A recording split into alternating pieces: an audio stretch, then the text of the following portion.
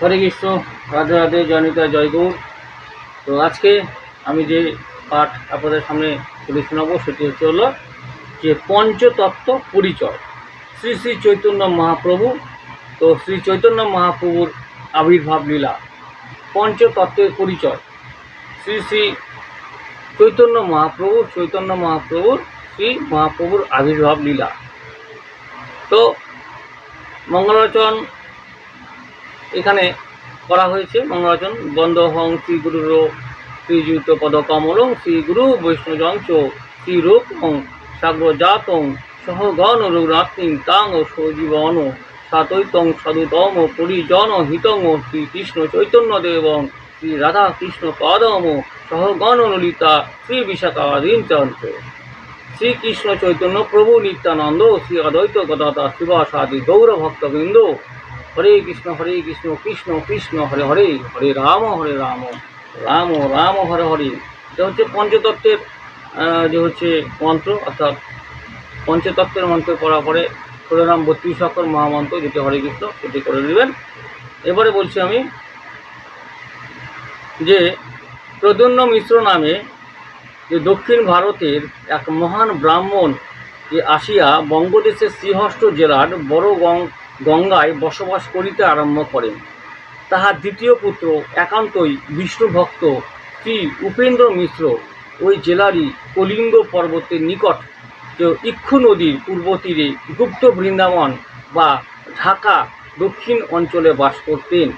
তার উচ্চ মেধা সম্পন্ন 7টি পুত্র যথা কংসারী, পরমানন্দ, জগন্নাথ, সর্বেশ্বর, পদ্মনাভ, জনার্দন ও ত্রিলোকনাথ।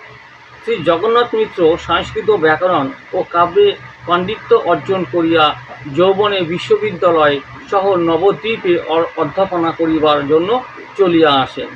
তাহার মাহাত্ম্য ও খ্যাতি লক্ষ্য করিয়া সেই শহরে যে শ্রী নীলাম্বর চক্রবর্তী যে তাহার সহিত নিজ উদরচেতা ও সুন্দরী কন্যা শ্রী শচীদেবীর বিবাহ দেন। অতীব নিষ্ঠাবান ব্রাহ্মণ শ্রী জগন্নাথ মিশ্র নিজ গৃহদেবতা চতুর্ভুজ যে অধক্ষজ শ্রী বিষ্ণুর প্রতি খুবই অনুরক্ত ছিলেন। এই চতুর্ভুজ শ্রী মূর্তিটি এখনও শ্রী চৈতন্য মহাপ্রভুর জন্মস্থান শ্রী মায়াপুরে শ্রী যোগপীঠে নিত্য সেবিত। তো ভগবানের আবির্ভাবের পূর্বে তাহারই ইচ্ছায় যে তাহার নিত্য পার্শ্বদগণ যথা অনন্ত শিব ব্রহ্মা প্রভৃতি গঙ্গা হরিনাম বর্জিত বিভিন্ন দেশে ও কুলে যে প্রকটিত হইলেন ও এই আবির্ভাবের পর পার্শ্বদগণ সংকীর্তনে যে সহায়ক রূপে আসিয়া মিলিত হয়েছিলেন। সরস্বতী ও লক্ষ্মীদেবীর আশীর্বাদে নবদ্বীপবাসী সকলে যে প্রাকৃত বিদ্যারস ও সুখ সম্পদে ডুবিয়া থাকিতেন।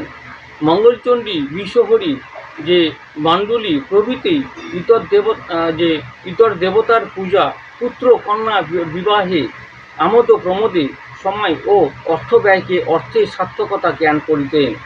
সেই সময় অদ্বৈত আচার্য প্রভু শ্রীবাসাদি শুদ্ধ ভক্তগণকে লইয়া হরিনাম সংকীর্তন করিতেন ও ভক্তগণের যে মনোবেদনা দূর করিবার জন্য অদ্বৈতাচার্য যে ভগবানকে অবতারণ করিবার যে প্রতিজ্ঞা করেন।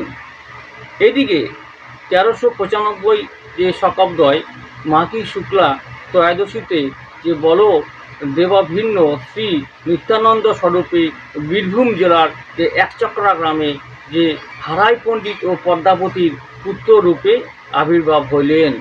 তাহলে যে বললো এখানে, অর্থাৎ নিত্যানন্দ প্রভু যে নিত্যানন্দ স্বরূপে বীরভূম জেলার একচক্রা গ্রামে হারাই পণ্ডিত ও পদ্মাবতী পুত্ররূপে আবির্ভাব হইলেন। যেহেতু এক্ষেত্রে স্বয়ং রূপ ও ভগবান শ্রীকৃষ্ণের তাহার যে ধাদিনী স্বয়ং রূপ ও শক্তি শ্রী রাধাসহ যে মিলিত তনু হইয়া শচীমাতার গর্ভসিন্ধুতে উদিত হইবেন এবং যেহেতু তাহাকে শ্রী রাধার অষ্টপ্রধানা যে সখীগণের তাহাদের নগরের সহিত এইবার যে নারী ভূমিকায় রসাস্বাদন করিবার সুযোগ থাকিবে না, সেই জন্য তাহারা যে সূচিমাতার গর্ভে একের পর এক জন্ম পরিগ্রহ করিয়া বিদায় গ্রহণ করেন, কিন্তু পুরুষ ভূমিকায় তাহাদিগকে জন্মগ্রহণ করিবার সুযোগ দেওয়া হয়, যথা শ্রী স্বরূপ যে দামোদর, শ্রী রায়, রামানন্দ, শ্রী গদাধর ইত্যাদি রূপে যে অষ্টকন্যার পর প্রথম পুত্র সন্তান অভিন্ন যে শঙ্কর্ষণ আবির্ভূত হন, নাম রাখা হয় বিশ্বরূপ। বিশ্বরূপ রাখা হয় নাম। তো শ্রী সচীদেবী পরম স্নেহে বিশ্বরূপকে লালন পালন করিতে থাকেন। এমন সময় যে সহসা এক অভূতপূর্ব জ্যোতি শ্রী জগন্নাথ মিশ্রের দেহ হইতে নির্গত হইয়া যে শুদ্ধ সত্য যে স্বরূপিণী শ্রী সচীমাতার হৃদয়ে প্রবিষ্ট হইল। সেই দিন ছিল 1406 শকাব্দের মাঘ মাস, ত্রয়োদশ মাস ও সচী হৃদয়ে অবস্থাপনের পর 1407 শতক যে 23শে ফাল্গুনী যে পূর্ণিমা তিথিতে সিংহ রাশি সিংহ লগ্নে যে অপ্রাকৃত প্রেমের স্বয়ংরূপ ভগবান নিজ শ্যাম সুন্দর রূপকে শ্রীরাধার গলিত স্বর্ণরথ কান্তির আবরণে আবৃত করিয়া আবির্ভূত হইলেন। সেই দিনটিতে ছিল চন্দ্রগ্রহণ। সেই জন্য যেন বৃন্দাবনের যে প্রেমিকের বংশীধ্বনি প্রেমিকার নুপুর ধ্বনির সহিত মিলিত হইয়া যে হরিধ্বনিতে চারিদিক যে মুখরিত হইল। রাধে রাধে।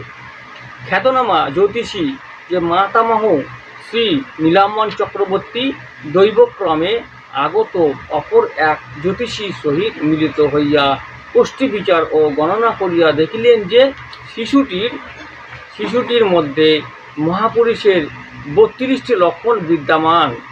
তিনি হইবেন সর্বজ্ঞ ও মনুষ্য জাতির পরিত্রাতা, সনাতন ধর্মের লুপ্ত গৌরবের পুনঃ প্রতিষ্ঠাতা ও এমনই এক ধর্মের প্রবর্তক হইবেন যাহা পূর্বে যে অচিন্ত ও অভাবনীয়। তো 32টি কতগুলি তার 32টি লক্ষণ বিদ্যমান দেখে যে বলা হলো এখানে মনুষ্য জাতির পরিত্রাতা এবং সনাতন ধর্মের যে লুপ্ত হয়ে যাচ্ছে সেই লুপ্ত হওয়া যে ধর্ম সেটি হচ্ছে পুনঃ প্রতিষ্ঠা এবং যে এমনই এক ধর্মের প্রবর্তক হইবেন যার পূর্বে অচিন্ত ও অভাবনীয়, যার আগে ভাবা যায়নি। সেই জন্য যে তাহার নামকরণ করা হয় বিশ্বম্ভর বা জগতের ধারক। অদ্বৈত পত্নী শ্রী সীতাদেবীর নাম রাখিলেন নিমাই। তো অদ্বৈত পত্নী, তো অদ্বৈত দেবী যে পত্নী অর্থাৎ শ্রী সীতাদেবীর নাম রাখিলেন নিমাই। তো নির্মল বৃক্ষতলে আবির্ভাবের জন্য যে নিম্ব যে তিক্ত বলিয়া যম দেবতাকে দূরে রাখা যাইবে বলিয়া যে প্রতিবেশী যে মাতৃমণ্ডলী তা যে কান্তি স্বর্ণবর্ণ দেখিয়ার নাম রাখিলেন গৌরহরি বা গৌরাঙ্গ। তো কি বললো এখানে যে অদ্বৈত দেবীর পত্নী সীতা দেবী নাম রাখলেন নিমা, যেহেতু নিম বৃক্ষের নিম্নে যেহেতু জন্ম হয়েছিল সেই জন্য, এবং নিম যেহেতু তেতো সেই জন্য কিন্তু যমদেবকেও দূরে রাখা যায় বা সেই জন্য নাম রেখেছিল। কিন্তু প্রতিবেশী যে মাতৃমণ্ডলী যে মাতৃস্বরূপ যারা ছিল তার স্বর্ণবর্ণ দেহ দেখিয়া যে তার নাম রাখিলেন কি গৌরহরি বা গৌরাঙ্গ। স্বর্ণ অর্থাৎ স্বর্ণের মতো সাদা ধবধবে যেহেতু ফর্সা, তো সেই জন্য স্বর্ণবর্ণ দেহের নাম যে দেখে তারা নাম রাখলো, অর্থাৎ প্রতিবেশী যারা মাতৃমণ্ডলী মায়ের যারা স্বরূপ আছে তারা রাখলো গৌরহরি বা গৌরাঙ্গ। তো শ্রী গৌর সুন্দরের যে ঔদার্যময়ী লীলার সহায়ক রূপে অবতীর্ণ যে পরিকর গণের মধ্যে উল্লেখযোগ্য ছিলেন পূর্বে উক্ত শ্রী অদ্বৈত আচার্য ও শ্রী নিত্যানন্দ প্রভু ব্যতীত নবদ্বীপে শ্রী গদাধর পণ্ডিত, শ্রী জগানন্দ পণ্ডিত, সদাশিব গঙ্গাদাস এবং শুক্লম্বর, শ্রীধর পুরুষোত্তম, সঞ্জয়, হিরণ্য, জগদীশ ইত্যাদি।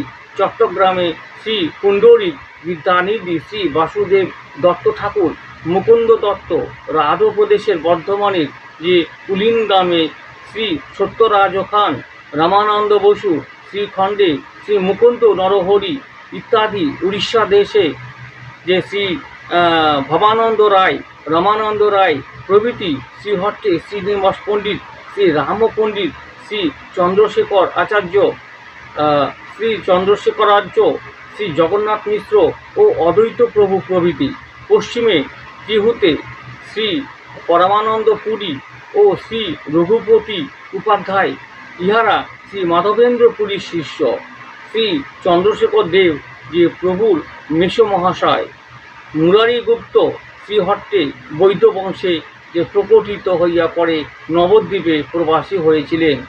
তো মুরারি গুপ্ত শ্রীহট্টে বৈদ্য বংশে প্রকটিত হয়েছিল এবং পরে কিন্তু নবদ্বীপে প্রবাসী হয়েছিলেন। এটি হচ্ছে কি শ্রী অর্থাৎ চৈতন্য মহাপ্রভুর যে এখানে প্রথম অধ্যায় শ্রী মহাপ্রভুর আবির্ভাব লীলা, আবির্ভূত কেমন করে হয়েছে, জন্ম বংশ পরিচয় এখানে বলা হয়েছে। সেটি কিন্তু কীভাবে হলো এবং কার কার সঙ্গে কে দেখতে এসেছিল সমস্ত কিছু বিস্তারিত কিন্তু আমি আপনাদের সামনে এখানে আলোচনা করলাম। দ্বিতীয় অধ্যায়ে পরে চলে যাব আমি শ্রী চৈতন্যাবতারের বাক্য ও গুণ কারণ। শ্রী চৈতন্য অবতারে বাক্য ও গূঢ় কারণ, দ্বিতীয় অধ্যায়, এটি শুনে নিন। তৃতীয় অধ্যায় শ্রী চৈতন্য অবতারের বাহ্য ও গূঢ় কারণ। তারপরে শ্রীকৃষ্ণ লীলার শেষে তিনি শ্রীকৃষ্ণ চিন্তা করিলেন যে দাস্য, যে সখ্য, বৎসল্য ও শৃঙ্গার এই চারি রসের যে প্রাকট্য, যে তাহা কীরূপে জগতবাসীর আস্বাদনের বিষয় হয় তাহাই দেখাইবার জন্য স্বয়ং ভক্তরূপে প্রকটিত হইবেন। যদিও নাম সংকীর্তন কলিযুগের ধর্ম, যে তাহা তো তার যুগাবতারই প্রকাশ করিতে পারেন, কিন্তু স্বয়ং কৃষ্ণচন্দ্র ব্যতীত পূর্বোক্ত যে চারি রসের প্রেমভক্তি কোনো অংশাদি অবতারগণের দান করিবার সামর্থ্য নাই। শ্রী কৃষ্ণ চৈতন্য অঙ্গ ও উপাঙ্গ, যে অর্থাৎ অদ্বৈত, নিত্যানন্দ ও শিবাসাদি ভক্তবৃন্দের সহিত অবতীর্ণ হইয়া হরিভক্তি প্রচার করিয়েছিলেন। শ্রী চৈতন্যাবতারের জগতের সর্ব অবতার অপেক্ষা শ্রেষ্ঠতম যে অগূঢ় ভক্তগণ কেবলমাত্র ভক্তি দর্শনে যে তাহাকে দেখাইবার যোগ্য হন। যদিও তিনি তাহার যে উপাদায়ত্বে গোপন রাখিবার জন্য অনেক যত্ন করেন, তথাপি যে পরম ভক্তগণের নিকট তিনি প্রকাশিত হইয়া পড়েন। শ্রী অদ্বৈত আচার্য গুরুবর্গের সহিত আবির্ভূত হইয়া দেখিলেন যে জগত যে রূপে কৃষ্ণ ভক্তিহীন হইয়াছে, এমত অবস্থায় যে কোনো অংশাবতার অবতীর্ণ হইলে জগতের মঙ্গল সাধন করিতে পারিবেন না। এতে সাক্ষাৎ কৃষ্ণকে অবতীর্ণ করাইতে পারিলে কল্যাণ হইবে। এরূপ চিন্তা করিয়া তিনি জন তুলসী শ্রীকৃষ্ণ পাদপদ্মে নিবেদন করিয়া নিত্য পূজা করিতে লাগিলেন। তাহার হুঙ্কারে ও সরল প্রার্থনায় শ্রীকৃষ্ণ জগৎকে প্রেম দান করিবার জন্য গৌরাঙ্গ রূপে আবির্ভূত হইলেন। যুগ ধর্ম প্রবর্তন হয় অংশ হইতেই, আমা বিনা অন্যে না রে ব্রজ প্রেমে দিতে।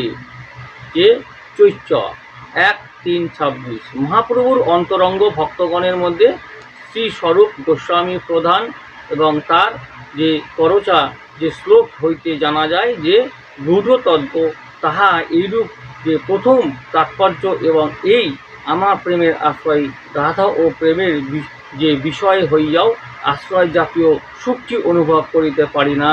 সুতরাং যে আশ্রয়স্বরূপ রাধিকার ভাব অবলম্বন করিয়া যে তাহা আস্বাদন করিব। দ্বিতীয়ত, আমার নিজ মাধুরী শ্রী রাধিকা যে আস্বাদন করেন, আমি জগদাকর্ষক হইয়াও যে তাহার আস্বাদন করিতে পারি না। সুতরাং রাধিকার ভাব ও কান্তি অঙ্গীকার না করিলে আমার সেই প্রয়োজন যে সিদ্ধ হয় না। তৃতীয়ত, প্রয়োজন যে শ্রী রাধিকার যে সঙ্গ সুখও আমি যাহা লাভ করি তদপেক্ষা রাধিকা আমার সঙ্গে অধিক সুখ লাভ করেন, তবেই আমাতে এমন এক যে অপূর্ব রসও আছে যাহা ভোগ করিয়া রাধিকা সুখ অধিক হইয়াছে। আমি যে বিজাতীয়ভাবে সেই সুখ অনুভব করিতে পারি না। সুতরাং শ্রী রাধার ভাবকান্তি অঙ্গীকার করিয়া যে রাধিকা স্বজাতীয়ভাবে আস্বাদন করিতে পারিব। এই তিনটি গূঢ় বাঞ্ছা পূরণ করিবার ইচ্ছায় শ্রী চৈতন্য